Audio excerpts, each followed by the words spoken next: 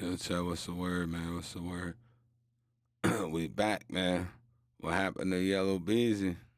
Huh? What happened to Yellow Beezy in jail, huh? Let's get into this one.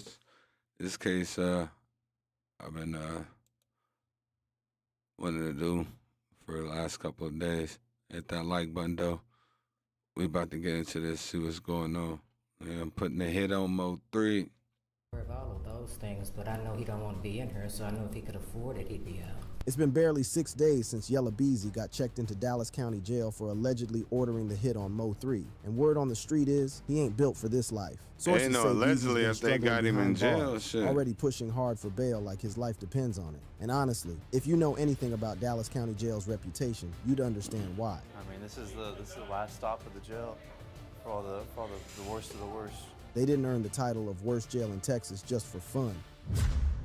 Yella Beezy's time in jail. Yella Beezy's arrest on capital murder charges has rocked the rap world, leaving fans in the industry in shock. Beezy has been checked into the Dallas County Jail, and word on the street is that he's having a hard time in jail. Life inside Dallas County Jail is rough, plain, and overwhelming. And for Beezy, who is now used to the glitz and glam of the rap world, he would surely have a hard time. Overcrowding is out of control, with cells built for 8 now packing in up to 40 inmates. It's not just uncomfortable. I want to buy your house. I can pay you cash for your house. It doesn't matter what condition it's in. No, it ain't for If sale. you need to sell your house for It's a crisis that officials are scrambling to fix. Security always comes first. Comfort comes last. The air inside is ice cold, like someone cranked the AC just to see who could survive. The constant noise bounces off the walls, so loud that inmates stuff toilet paper in their ears just to get some peace. Privacy? That's a joke. The Special Response Teams, SRTs, run the place like a military camp. Their inspections are straight up humiliating. Prisoners kneel in their underwear while Green their team on the belongings get rock. torn through. The goal is control, and dignity doesn't seem to be part of the plan. For the past 5 years, Dallas County Jail has been under fire for repeatedly failing state inspection. The Texas Commission on Jail Standards, which makes sure county jails meet basic requirements, keeps flagging major issues. But despite all the warnings, the problems just won't go away. Take February 2022, for example. Inspectors spent 4 days inside the jail, and what they found was disturbing. One of the biggest red flags, the way jail staff handled suicidal inmates. On paper, it looked like officers were keeping a close watch. But when inspectors checked the surveillance footage, it told a different story. Logs weren't matching up with reality, raising serious concerns about inmate safety. And that's just the start. About 40 housing unit doors were completely busted, and some had been that way for a while. Inspectors even saw inmates using contraband to jam doors, making them useless. That's an alarming security risk, and it's been ignored for too long. Then there's the burning smell in the North Tower. Staff blamed it on K2 synthetic weed and inmates burning coffee grounds to Just cover put the scent. something in the door. We have a lot of guys. They can still pop it. That bitch They closed. run the dope houses from inside the jails. A lot of kingpins. So it is an important item inside the jail. Whatever the reason, it meant people inside were inhaling toxic smoke regularly. Strangely enough, inspectors didn't suggest any immediate action, leaving inmates and staff to keep breathing in who knows what. Hygiene standards? Not looking good either. I mean, a lot of people in here keep it real nasty. You know, they don't really clean as often. They don't care. I mean, this is the last stop of the jail for all the worst of the worst. In the West Tower, laundry workers weren't swapping out clothes and linens for inmates in crisis care. Instead, floor officers had to step in, a clear sign that things aren't running the way they should. And let's not forget the South Tower's generators. Back in March and April 2021, they were supposed to go through regular testing. That never happened. Bro. If the power ever cuts out, there's no guarantee the backup will work. That's a disaster waiting to happen. The overcrowding issue is only getting worse. Ongoing renovations mean fewer available beds, and the county is even looking into temporary setups just to keep up. Add in AC Man, system them ain't no failures, damn and beds, things them start some feeling less like thin-ass a jail, mattress. more like survival mode. And then there's the legal system, another mess on its They own. talking about beds, chat. What the fuck? Fuck they talking about, bro? Them ain't no beds. Them some thin-ass green mattresses, barely with anything in it. Stop the cap. The fuck? They tweaking. If that's a bad shit.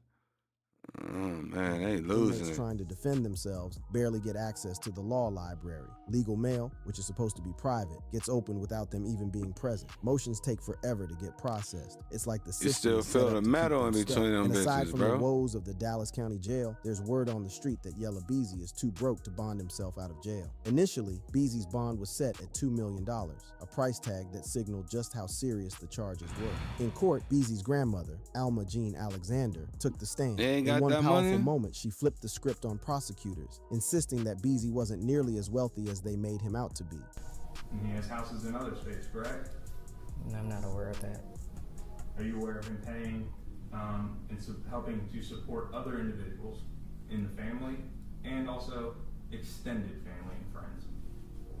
I'm not into his business like that. She also continued, stating that You agree with me that your grandson is substantially well off, correct? He might used to be, but if he could make a $2 million bond, he'd be out.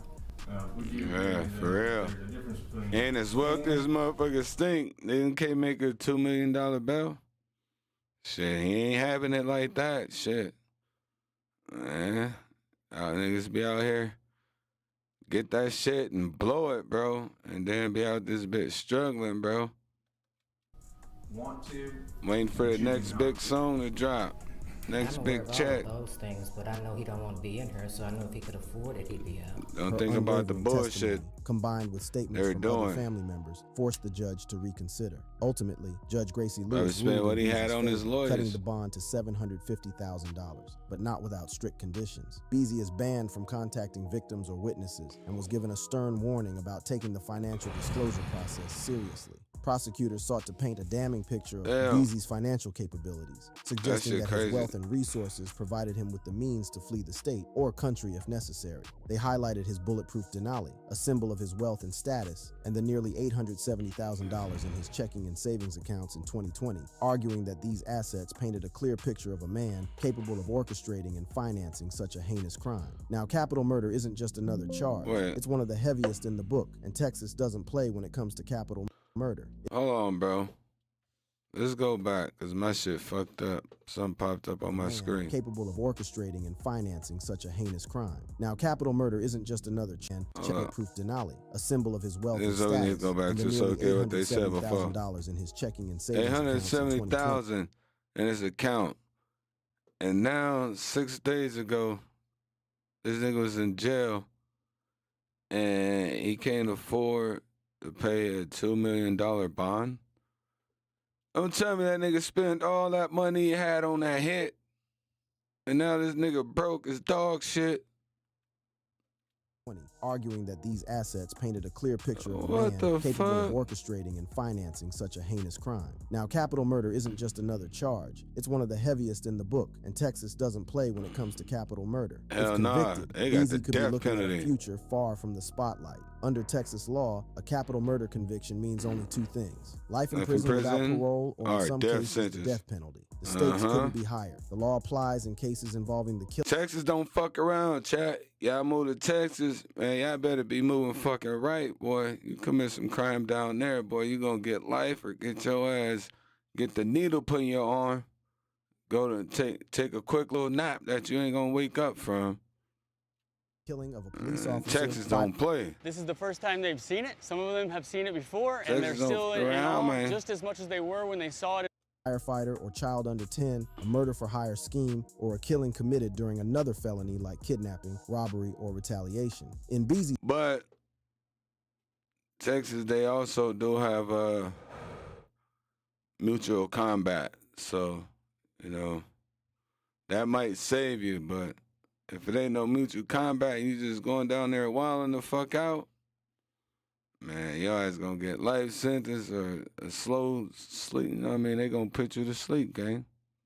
Beezy's case, prosecutors Fuck. claim he financed a hit on fellow rapper Mo 3, making it a murder for hire situation, one of the key qualifiers for capital charges. Just so you know how dire this situation is for Beezy, let's take Lil Durk's murder for hire case as an example. Dirk Devontae Banks, better known as Lil Durk, was taken into custody in South Florida, with the U.S. Marshals confirming his arrest. This dramatic turn of events is tied to a federal criminal shit, yeah, we complaint gotta filed do in one. California, We gotta where get on Durk this is other accused Durk of shit, too. orchestrating a murder for hire plot. Now let's rewind. This whole wild story traces back to a bitter feud with an individual named TB, but the plot thickens when you factor in the tragic murder of Dirk's close friend, King Davon Von. Bennett, aka King Von, on November 6, 2020. Von, an integral part of Dirk's OTF, Only the Family Collective, was gunned down by an associate of TB, sparking a deadly chain reaction. Word on the street is that Dirk placed a bounty on TB's head, fueled by vengeance and a need to retaliate for Von's untimely death. Fast forward almost 2 years, and it's no surprise things escalated.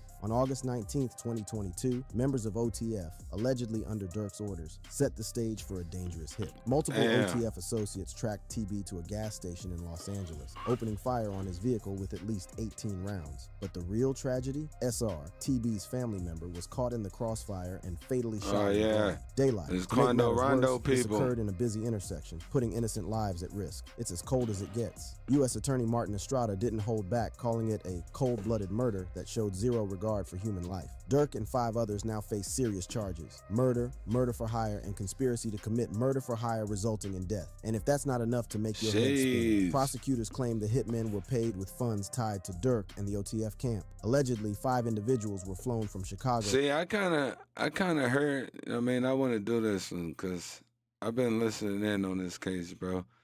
And these fools was moving wacky, bro.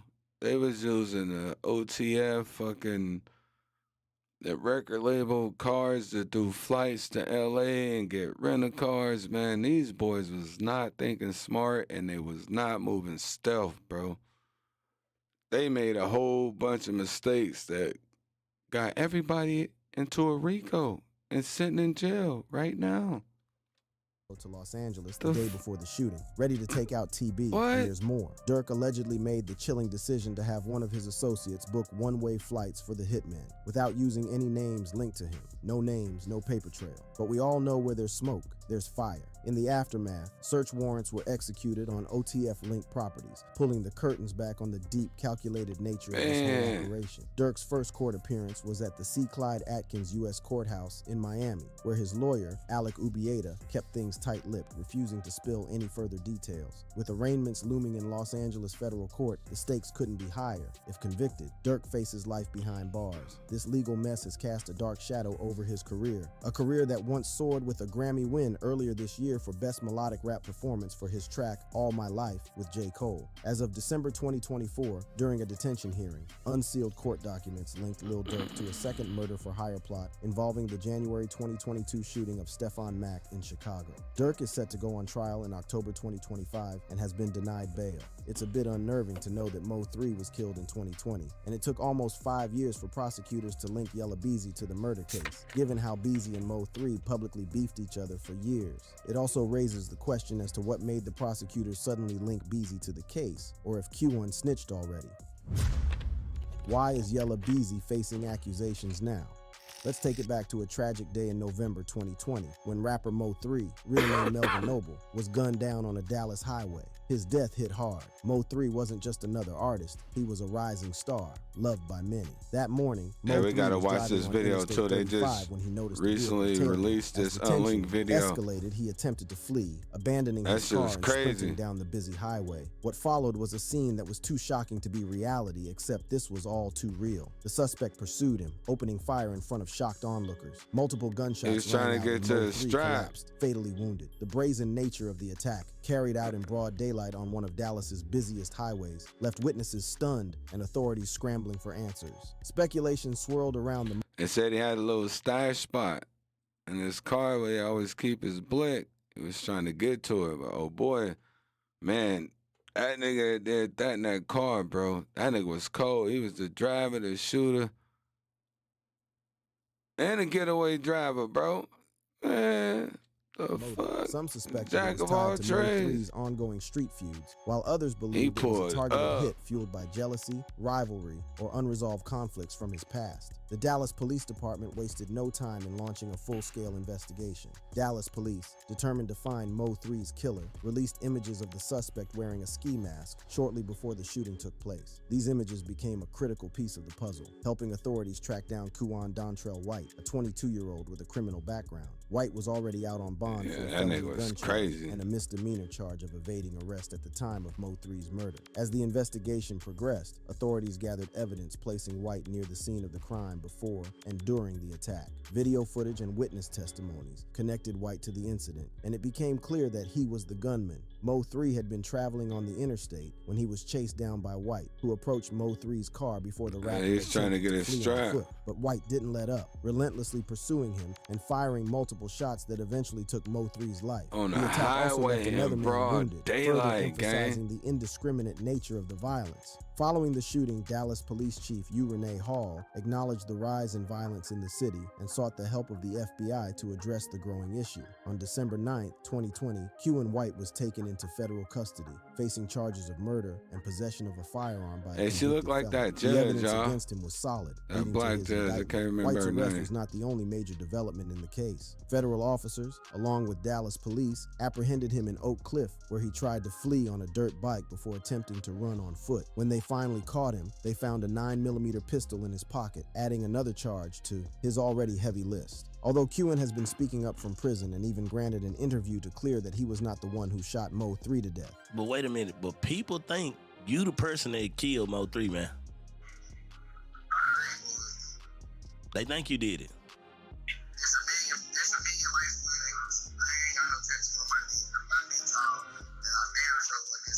The case took another twist when the U.S. Attorney's Office revealed that a known associate of White's, 27-year-old Devin Maurice Brown, was also facing federal charges for drug and firearms offenses. A search of Brown's home turned up a stolen assault-style rifle, synthetic cannabinoids, methamphetamine, and other illicit items. This connection between White and Brown added another layer to the investigation, though officials kept quiet about the details of their relationship. The motive behind Brown's involvement in the murder case was that Mo 3 was getting too close to a woman in his life, and when Mo 3 dropped a Facebook video with her, it lit the fuse. Brown's grudge grew by the day, and before things got ugly, he was hitting up a witness to find out where Mo 3 was. It wasn't just a passing thought, it was a mission. On the day it went down, Brown's determination to settle this beef was clear. Turns out that Brown and White were linked through a series of phone calls, including the day of the shooting, even with the evidence stacking.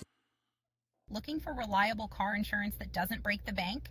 With us, you get comprehensive coverage up. White denied having any connection to Brown, even claiming he forgot his phone number when questioned. And now, 5 years later, as cops pieced the case together, a dark story started unfolding. According to court documents, Yella Beezy allegedly called the shots, hiring a hitman, Kuan White, to take Mo 3 out. The exact motive is still unclear, but the details that have surfaced paint a cold, calculated crime. The aftermath of Mo 3's tragic death continues to unravel in unexpected ways, leaving everyone questioning the connection between the rapper's murder and a series of strange events. Just days after Mo 3 was gunned down in broad daylight on November 11, 2020, a major development has raised eyebrows in the investigation. Authorities have uncovered a shocking detail. Yella Beezy withdrew a staggering $40,000 from his personal bank account just 2 days after the shooting. On November 13, 2020, the timing of the large withdrawal caught the attention of investigators, who are now scrutinizing the unusual move. Why the urgency to pull out such a large sum of money so soon after Mo 3's tragic death? What was Beezy planning to do with it? The mystery deepened when witnesses came forward, claiming they had seen Beezy,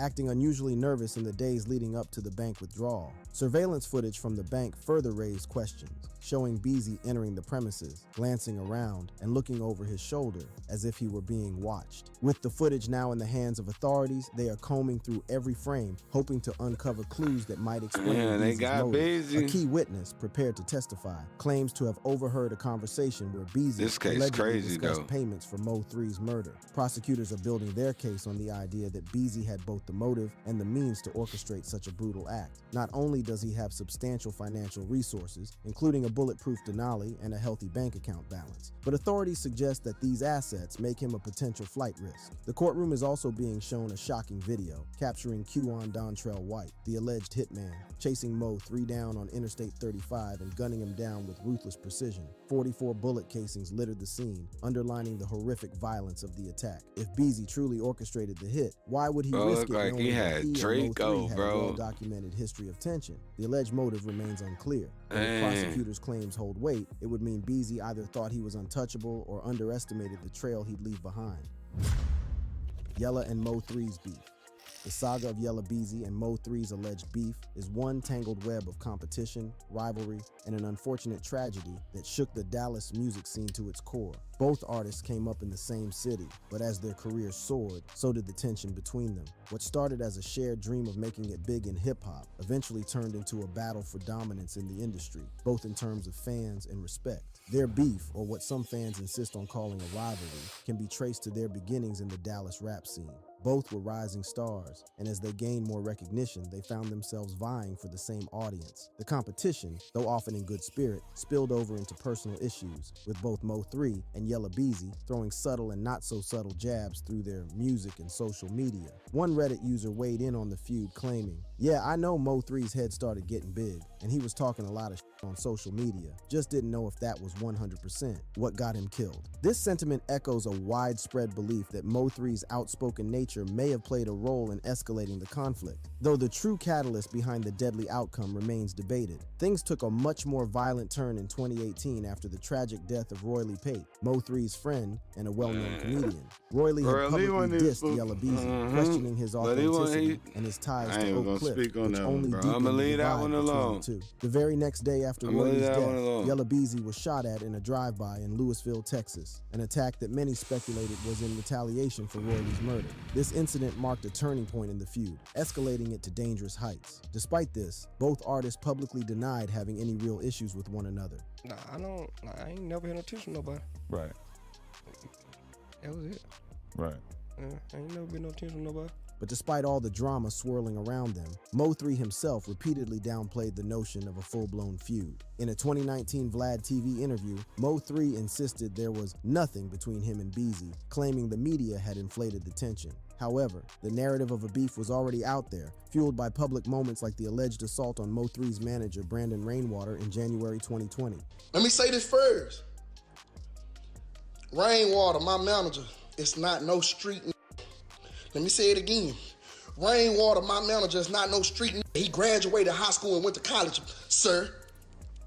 Sir, you get what I'm saying? According to reports, Rainwater was attacked by Beezy and his crew at a Dallas strip club, suffering a dislocated hip. The incident didn't just leave scars on Rainwater, it also added fuel to the fire of the alleged rivalry, especially when Beezy's crew allegedly bragged about the assault in a video. Yella Beezy, however, has been more reserved, almost cryptic, when discussing Mo3. In a 2024 interview Rainwater ain't no street nigga, bro. Mo3's death, he asked, "What was the point?" This dismissive response only added to the perception of an unresolved, deep-rooted tension between the two. But in another interview, Beezy appeared to acknowledge Mo3's influence, stating, "It was a big hit. That was a big impact." This acknowledgement, albeit brief, hinted at a level of respect, contradicting earlier remarks that fueled the animosity rumors. Their relationship's complexity deepened with the backdrop of their own individual struggles. In 2018, Beezy was shot 3 times while driving, a shocking moment that rattled the music community. Mo3's response to this incident was surprisingly nonchalant, advising, "You gotta stay out of the way. You get hit up every day." Despite the public perception of rivalry, both Mo3 and Yella Beezy made efforts to downplay the so-called beef. Mo3 insisted in interviews that he had no rap beef with anyone, explaining, "My job is to report like the news," positioning himself as a storyteller, not someone seeking drama.